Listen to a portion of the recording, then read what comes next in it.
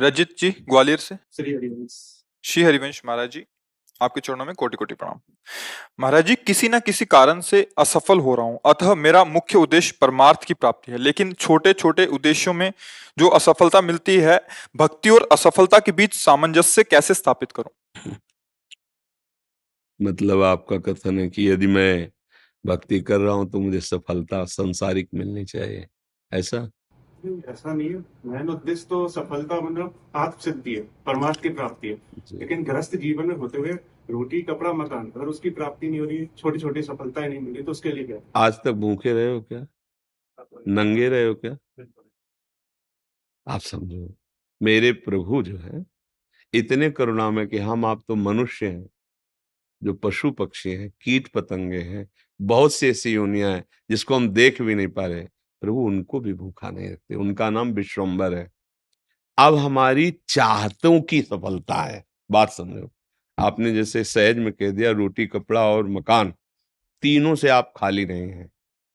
ईमानदारी से बोलो, जिस दिन तुम नंगे घूमे हो, और जिस दिन तुम्हें छत के नीचे न रहने को मिला हो, और जिस दिन तुम भूखे रहे हो, वायु न मिली हो, जल न मिला हो सकता है अन्न न मिला हो, लेकिन प्राण पोषण के लिए दो आवश्यक है, वायु और जल, है ना? अब हमारी बात असलियत में, हमारी जो शरीर पोषण जीने की आवश्यकता है, वो तो सबकी पूर्ति हो रही है। आप देख लीजिए, चाहतों की पूर्ति, शब्द है। हम लोग क्या करते हैं कि असली ज्ञान को छुपा करके नकली बात बोल देते हैं, जिसमें सब हाँ में हाँ मिला दे। ये नकली बात है कि हमें रोटी कपड़ा और मकान तो चाहिए, पक्का प्यारे वो पशु पक्षियों को भी देता है। घोंसला बनाने की, आप देखो उनके घोंसले कैसे बने, आप बनाने में फेल हो जाएंगे। नहीं फेल हो जाएंगे? कैसे वृक्ष में कैसे हिलगा के वो घोष, उनको बुद्धि दी किस किस स्कूल में जाके सिखाया उन्होंने? हरि ने दी, हरि ने। तुम अपने वास की व्यवस्था कैसे करो, ऐसे बना दिया। भोजन की व्यवस्था उनको सिखा दिया। कोई भी सृष्टि में ऐसा नहीं है जिसका माता की तरह भरण पोषण भगवान ना करते हो। हाँ, अलग अलग, जिनको जैसा भगवान ने। अब हमारी जो असफलता है उसमें हमारी चाहत है, मैं कपड़ा तो पहनूं पर ऐसा पहनूं, समझना, रोटी तो खाऊं पर ऐसी खाऊं, मकान तो हो पर ऐसा हो। समझ पा रहे हैं आप? अब इसके लिए हमारा कर्म कार्य करेगा। पूर्व का प्रारब्ध यदि हमारा बहुत बुरा है, तो आज तुम बहुत अच्छे आदमी हो, अच्छे मार्ग में चल रहे हो, वो आपको बाधा पहुंचाएगा, आपको सहना होगा। समझ रहे ना? वो आपको बाधा पहुंचाएगा। अब जो ये नाम हम आपको बता रहे हैं कि नाम जप कीजिए, धर्म से चलिए, वो युद्ध करेगा उस प्रारब्ध से, आपको वो गिरने नहीं देगा, आएगा। आप जो कार्य कर रहे हो उसमें सम्यक जो फल मिलना चाहिए, नहीं मिला, आपको असंतुष्टता होगी, क्योंकि आपने ऐसे पूर्व में कर्म किए हैं। अब वो आपको बाधा पहुंचा रहे हैं, लेकिन आप भजन कर रहे हो ना, तो आपको निरुत्साहित होने नहीं देंगे। चलो, एक कर्म निष्फल हुआ, दूसरा हम 100 बार उसका अनुष्ठान करेंगे, कितनी बार निष्फल होगा? एक दिन तो सफल होगा ही नहीं, निकल जाओगे, निकल जाओगे। सफलता तुम्हारे चरण चूमेगी। प्रारब्ध कोई देवता नहीं है, हमारा किया हुआ पूर्व कर्म है। हम नया कर्म इतना बलवान करें कि उसको रौंद दे, बात समझे? और उसके लिए अब छोटी मोटी बात नहीं काम करेगी, छोटा मोटा कर्म काम नहीं करेगा। डट के हमें धर्म और डट के भजन विध्वंस करके, अगर विध्वंस ना होते तो फिर मोक्ष कैसे होता? मोक्ष को मतलब जानते हो? सब कर्म नष्ट हो गए अनंत जन्मों के, और इस जन्म के भी बिल्कुल मोक्ष, मतलब बिल्कुल मुक्त, अब कोई बंधन नहीं हो, भगवान का स्वरूप हो गया। तो हुआ तो इसी जन्म में, जो हमने साधना की, जो भजन किया, जो चिंतन किया, जो सत्संग किया, मारा इसने पूरी आग लगा दी। कर्मों को संचित कर्म विध्वंस हो गए, जमा गोदाम। क्रियमाण जो कर रहे हैं, ये चिपकाव फसाव वाले नहीं हुए, क्योंकि सब समर्पित कर दिए भगवान को। प्रारब्ध आया, भजन के बल से उसको भोग रहे हैं, वो मैं परास्त नहीं कर सकता, निकल गए आगे। सुदामा जी की दशा क्या थी? नहीं थी, ये भी व्यवस्था नहीं थी। परिणाम में क्या हुआ? जैसी द्वारिकापुरी वैसी सुदामापुरी। फल की चिंता मत करो तुम। असफलताएं और सफलताएं ये हमारे मार्ग की पड़ाव हैं, कोई गर्मी वाला, कोई सुखद वाला। मार्ग का चलने वाला पथिक इन पड़ावों में फंस करके अपने मार्ग को नहीं भूल जाता है। असफलता तुम्हारे जीवन की सफलता का स्वरूप बनेगी। बस डट करके ऐसा भजन करो, सत्कार्य करो, जिससे पूर्व प्रारब्ध नष्ट हो जाए। सच्चाई की, अध्यात्म की बात यह है। अब चोरी, हिंसा, अधर्म आचरण, तो वो तो पूर्व प्रारब्ध है ही, नया कर्म भी बिगड़ गया, दोनों मिलकर फिर आपको जीना मुश्किल कर देंगे। और होता है, देखो ना, पिता को मार डाला कि जल्दी मरे, हम इस प्रॉपर्टी का दे। पिता को मार डाला और आप जेल गए, संपत्ति यूं ही पड़ी है, तीसरा उसका भोग कर रहा। विवेक खत्म हो जाता है। विवेकवान बनो, जैसी भी परिस्थिति हो उसमें राजी होना सीखो, वो आपके ही कर्म का परिणाम है। और ऐसे नवीन कर्म करो कि विध्वंस कर दो उस प्रारब्ध कर्म को जो तुम्हें झुकाना चाहता है, मिटाना चाहता है। हमारी प्रार्थना को अगर आप समझोगे तो आगे बढ़ोगे। अपना ही कर्म कोऊ न काहू के, सुख दुख कर दाता, निज कृत कर्म भोग सुन भ्राता। तो बोले संतों के पास क्यों जाया जाता है? यही समझने के लिए। अब हम क्या करें जिससे हमारा कर्म हमको परेशान न कर पाए? वो है ज्ञान, वो है भक्ति, वो है भगवान का आश्रय। जब घर में भोज आते हो, भिक्षा भी नहीं मिली, तो पत्नी पूछती कि बच्चों को कैसे जिलाएं? तो तुलसी दल उतारते, ठाकुर को भोग लगाते, आधा आधा तुलसी दल। उनका एक मित्र था जो धनी के यहाँ वो पुरोहित कर्म करता था, डोली में बैठ के निकलता, पालकी में। वो कहता है, सुदामा जी, हमारे यहाँ जो सेठ है ना, उनके यहाँ चलो, थोड़ी देर श्लोक बोलना। सब व्यवस्था उनका। हमने तो अपना सेठ श्री कृष्ण को वरण किया है, अब वो भूखे रखे चाहे मारे, अब हम दूसरे की गुलामी नहीं कर सकते। हमने तो भगवान को अपना माना है। हिले नहीं तो भगवान का हृदय हिल गया। एक दिन प्रसाद पा रहे थे से एकदम ऐसे हो गए। रुक्मिणी जी मन की बात, तो उनका प्रभु, ऐसी स्थिति आपकी तभी होती जब कोई आपका भक्त भूखा होता है।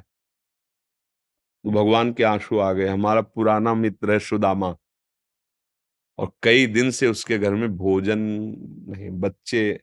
बोले, प्रभु आप दुखी हो रहे हो, महालक्ष्मी स्वरूप हूं, आप आदेश करो, त्रिभुवन की राज्य लक्ष्मी उसके घर में। तो उनका बात तो यही कि उसके अंदर कामना नहीं है, और मेरे भक्त के अंदर यदि कामना नहीं होती तो माया मैं नहीं देता। मेरे भक्त के अंदर कामना नहीं होती तो मैं माया, और वो निष्काम भक्त है सुदामा, उसके अंदर कभी कामना आ ही नहीं सकती कि हे भगवान भोजन तो दे दो, कभी नहीं। तो रुक्मिणी जी ने कहा, हम आपका दुख नहीं दे सकते। फिर हम कुछ रचती है, तो उन्होंने कहा, नहीं, पहले हमें कामना पैदा करना पड़ेगा। भगवान सोच रहे हैं, पहले हमें भक्त के हृदय में कामना पैदा करना पड़ेगा। गए एक भिक्षुक के रूप में। जब सुदामा जी भिक्षा को गए थे, भिक्षाम दे, अतिथि धर्म गृहस्थ में बहुत बड़ा धर्म होता है, दरवाजे आए हुए का आदर करना चाहिए। तो कुछ ना हो तो वचन से है, निकली भिक्षाम दे। तो उनका, भगवान हम भिक्षा देने लायक नहीं है। क्यों? उनका एक पुत्र हुआ है, इसलिए सूदक है। ठीक है, 15 दिन बाद आ जाएंगे। बोले, मत आना, क्योंकि हमारे जो पुत्र हुआ है वो दरिद्र दरिद्र नामक पुत्र हुआ है, और इसका सूदक पूरे जीवन में नहीं जाएगा। अर्थात हम दरिद्र हैं, हमारे पास कुछ है ही नहीं जो मैं आपको दे सकूं। भगवान ने कहा, सुना है तुम्हारे पति के मित्र द्वारिकाधीश भगवान है, जिनके मित्र श्री कृष्ण द्वारिकाधीश हैं, उनकी ये दशा, एक बार कहो ना अपने पति से कि अपने मित्र के पास जाएं। भगवान चले।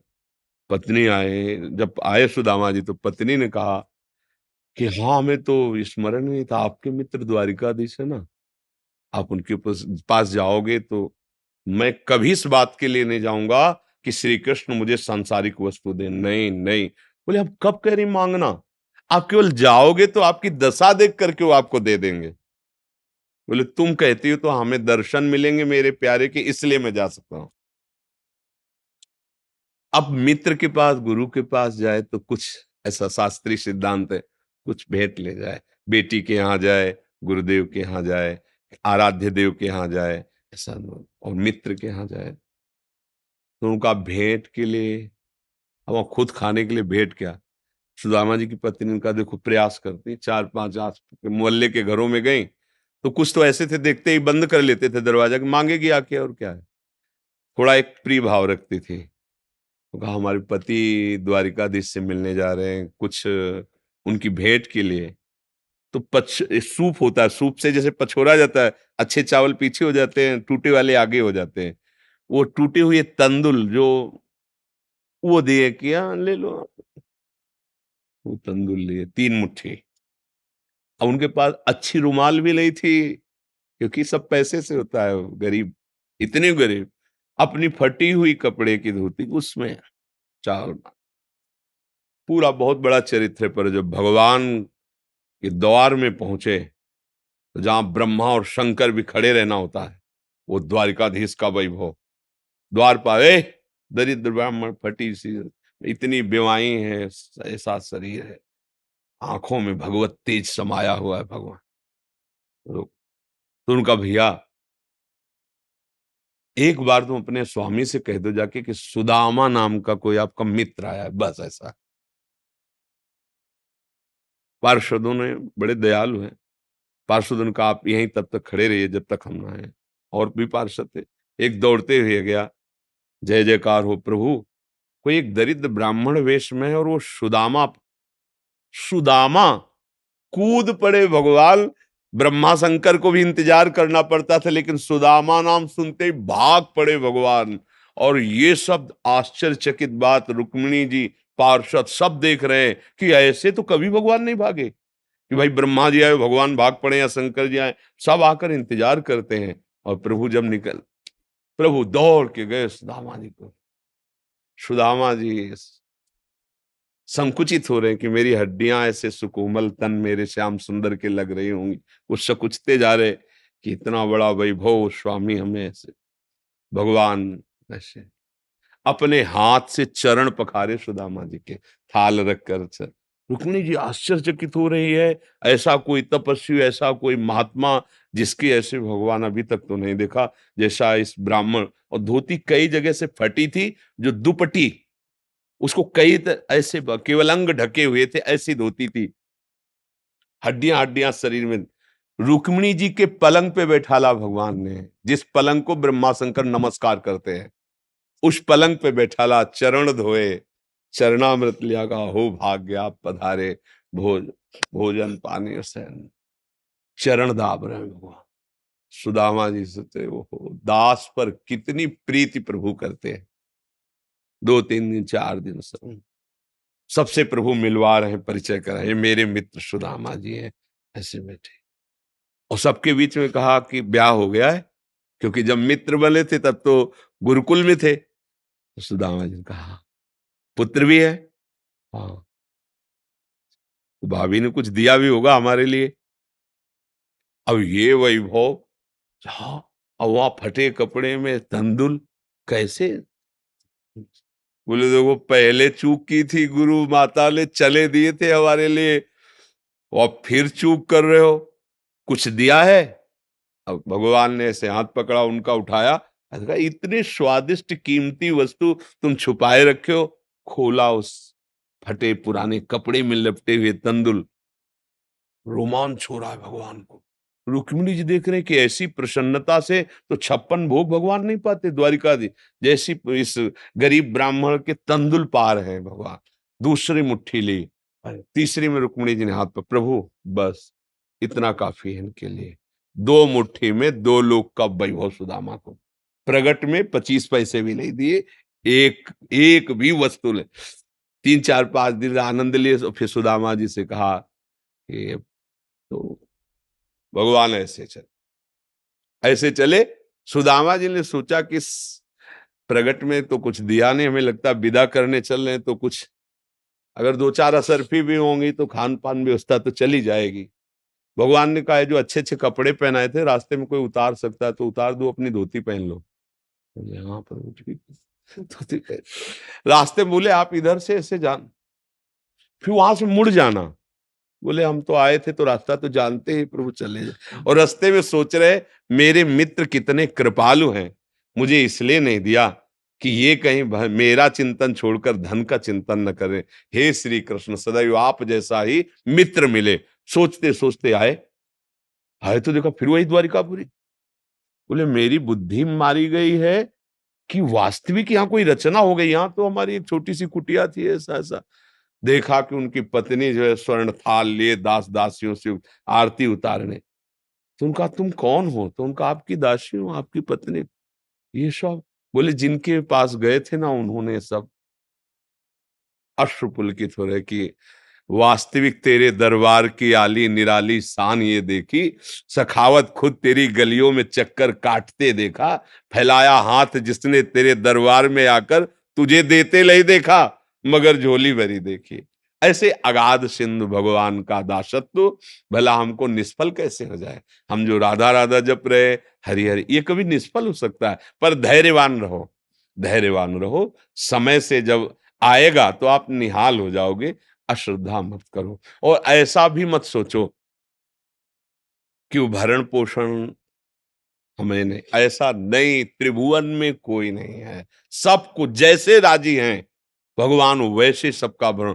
किसी को 1 कुंतल मांस चाहिए तो उस पशु को भगवान उतनी व्यवस्था किए।